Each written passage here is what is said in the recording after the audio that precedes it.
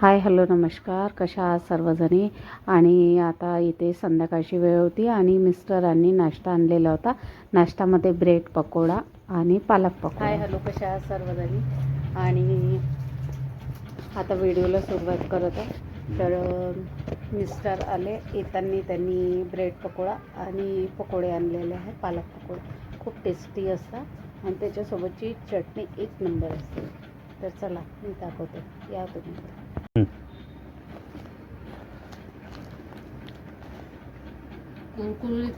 पालक भजी. इथे मुलगा आलेला होता बाहेरून, तर त्याला म्हटलं तू खाते का, तर तो म्हणाला नाही. आणि सध्या तो डाएटवर आहे, कारण की त्याचा वर्कआउट होम असतो घरी असल्यामुळे तो जास्त ऑइली वगैरे आता खात नाही म्हणत आहे, पोट निघत आहे त्याचं.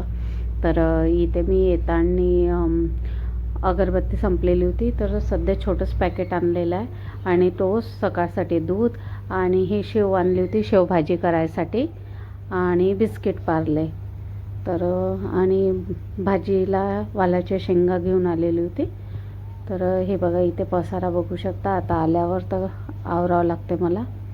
तर इथे आता ह्या शेंगा वगैरे तोडून घेते, सकाळसाठी तयारी भाजीची.